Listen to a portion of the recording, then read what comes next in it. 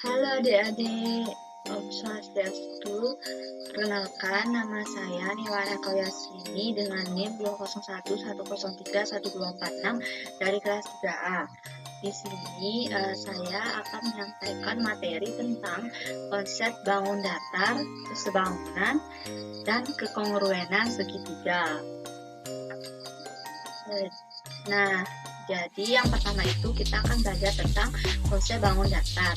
Sekarang kita telah memiliki sebuah gambar. Bisa lihat di sini ada beberapa benda dalam gambar. Bisakah adik menyebutkan benda apa saja yang ada pada gambar tersebut? Benar, pada gambar tersebut terdapat papan tulis, jam dinding, buku, kaca buku, double, dan benda lainnya. Nah, apakah adik-adik tahu bentuk dari benda-benda tersebut? Benar, bentuk dari papan tulis itu adalah persegi panjang. Dari jam dinding juga berbentuk lingkaran. Double juga berbentuk lingkaran. Begitu pula dengan benda-benda lainnya pada gambar tersebut memiliki bentuk mereka masing-masing. Nah, mereka itu adalah contoh dari penerapan konsep bangun datar. Konsep bangun datar ini juga dipergunakan dalam benda-benda yang ada di sekitar kita lainnya. Nah, selanjutnya kita perlu mengetahui definisi dari bangun datar itu sendiri. Bangun datar merupakan bangun-bangun yang memiliki dua dimensi yang dibatasi oleh garis lurus ataupun garis lengkung. Dua dimensi di sini berarti memiliki panjang dan lebar. Jenis-jenis dari bangun datar yaitu ada jajar genjang, ada persegi, ada segitiga, ada trapesium, ada persegi panjang, ada lingkaran, ada belah ketupat, dan layang-layang. Semua bangun datar ini tersusun oleh komponen-komponen yaitu sisi dan sudut, yang mana sisi merupakan garis pembatas sebuah bidang datar. Sisi itu bisa ditunjukkan oleh ini. Ini namanya sisi, yaitu garis pembatas sudut, garis pembatas bangun datar. Ini dan seterusnya. Selanjutnya yaitu sudut adalah besaran rotasi antar dua garis dengan bidang atau antar garis dan bidang. Yang menunjukkan sudut adalah ini,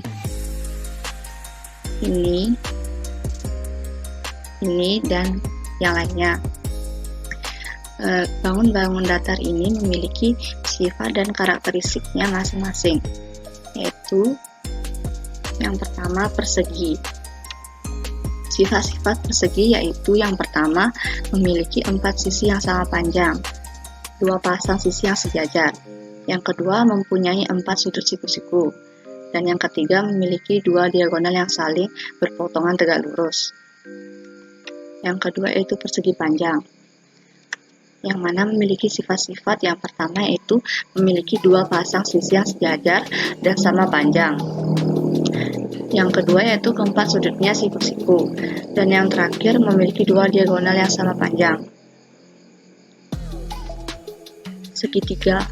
Sifat-sifat segitiga yaitu yang pertama memiliki 3 buah sisi berupa garis lurus yang saling terhubung, dan yang kedua, ketiga sudutnya sama besar. Yang keempat yaitu jajar genjang, memiliki sifat-sifat diantaranya yang pertama itu memiliki 2 pasang sisi yang sejajar dan berhadapan sama panjang. Yang kedua memiliki 2 pasang sudut yang berhadapan sama besar, dan yang ketiga memiliki 2 diagonal yang membagi jajar genjang menjadi 2 sama besar. Yang kelima yaitu layang-layang. Sifat-sifatnya itu yang pertama memiliki sepasang sudut yang sama besar, dan yang kedua memiliki 2 pasang sisi yang sama panjang. Yang keenam yaitu belah ketupat. Sifat-sifatnya itu yang pertama memiliki 4 sisi yang sama panjang, yang kedua memiliki 2 pasang sudut yang berhadapan sama besar, dan yang ketiga diagonalnya saling berpotongan tegak lurus. Yang ketujuh yaitu lingkaran. Sifat-sifatnya yang pertama itu memiliki satu titik pusat. Yang kedua, jarak sembarang titik pada lingkaran terhadap pusat adalah sama. Yang ke-8 itu yang terakhir, yaitu trapesium. Memiliki sifat-sifat diantaranya, yang pertama memiliki sepasang sisi sejajar. Yang kedua memiliki dua pasang sudut sama besar dalam trapesium sama kaki, atau memiliki dua sudut siku-siku dalam trapesium siku-siku. Dan yang ketiga, jumlah besar sudut yang berdekatan di antara dua garis sejajar adalah 180 derajat. Nah, lanjut pada materi yang kedua, yaitu kesebangunan.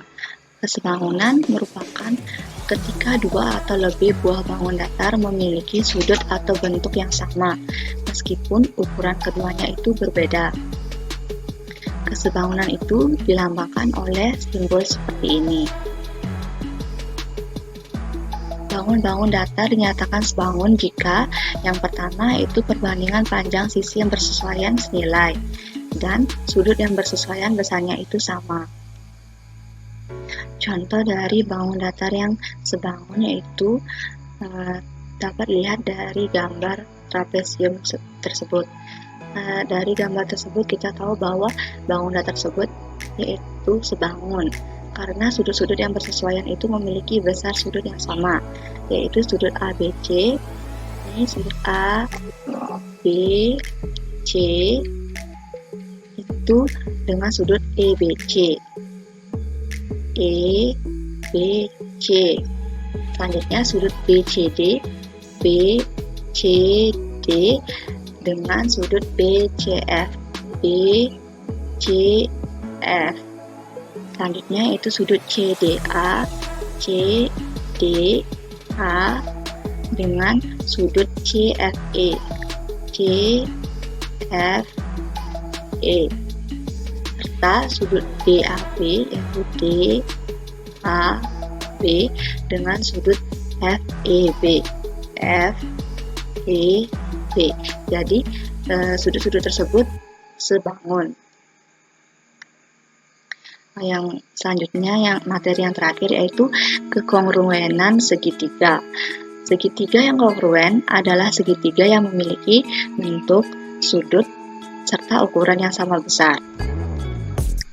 Sifat-sifat dua segitiga yang kongruen yaitu memiliki sisi-sisi yang bersesuaian yang mempunyai panjang yang sama, serta sudut-sudutnya yang seletak besarnya sama. Syarat-syarat dua segitiga dapat dikatakan sebagai kongruen, yaitu yang pertama, dua segitiga akan kongruen jika ketiga sisi yang bersesuaian dari dua segitiga itu sama panjang.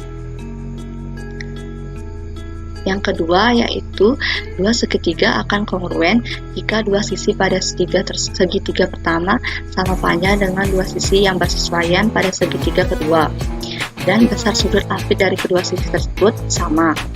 Dapat dilihat pada gambar contohnya.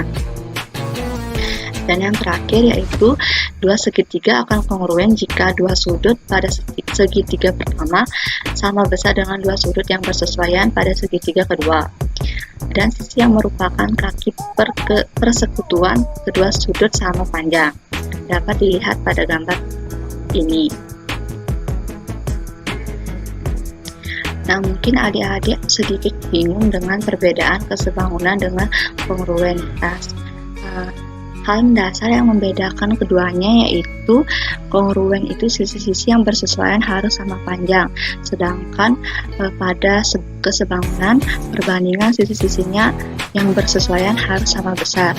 Jadi semua bangun yang kongruen itu sudah pasti merupakan bangun datar yang sebangun, sedangkan bangun datar yang sebangun itu belum tentu bangun datar yang kongruen.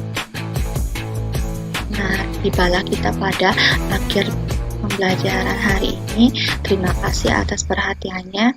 Saya ucapkan mohon maaf bila ada kata-kata yang menyinggung atau tidak berkenan dalam hati adik-adik. Terima kasih telah menyimak.